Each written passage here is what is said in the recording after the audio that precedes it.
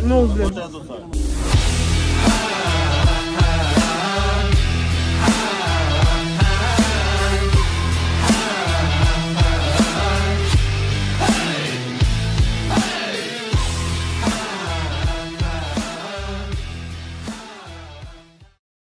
Здравейте, уважаеми зрители, и добре дошли в още един влог с мен. Днеска е втория кръг от BGX шампионата.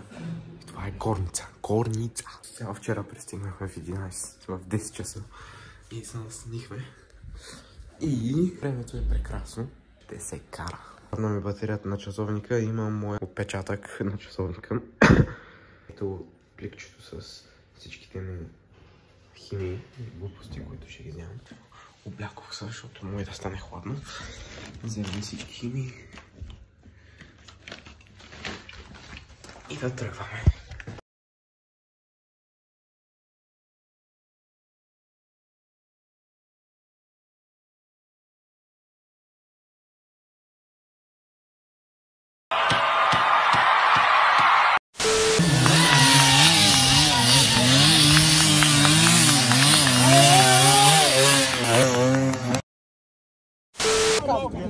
Чета вече мисля, че може да даваме старт на втория кръг. Старт на брата.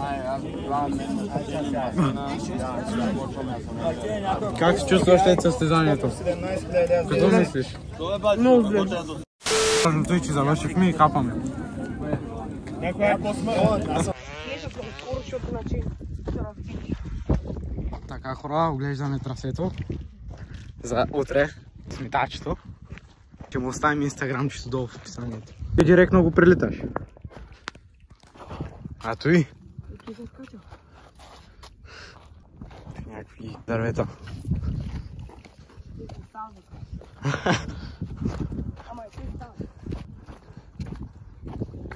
Гумички.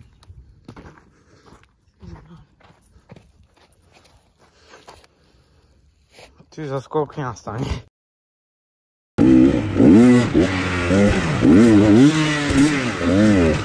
Да влезеш отвън и да го прескочиш.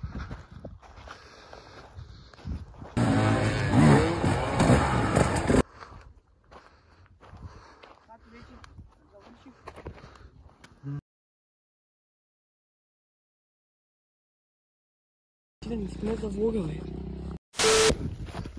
Ти къде се скача? Сигурно.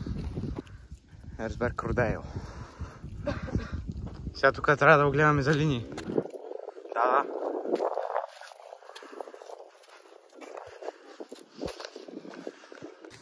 Тей оп. Оп. Не, тей оп. Готови сме. И нагоре заварка. Хора, прибрахме се пак в нашето апартаментче. Състезанието свърши. Загубих се няколко пъти. Имах проблеми и те бяха това, че на хендсфрито маркуча, с който пия водата, бях паднал надясно и ми се извади. И цялата вода се изтече върху мен и водата ми свърши. И 60 км карах без вода. Това беше единственият ми проблем по време на трасето, иначе всичко друго са грешки по трака. Излязах от трака няколко пъти. Нямаше ленти там, когато ти трябваше лента. Така че, да.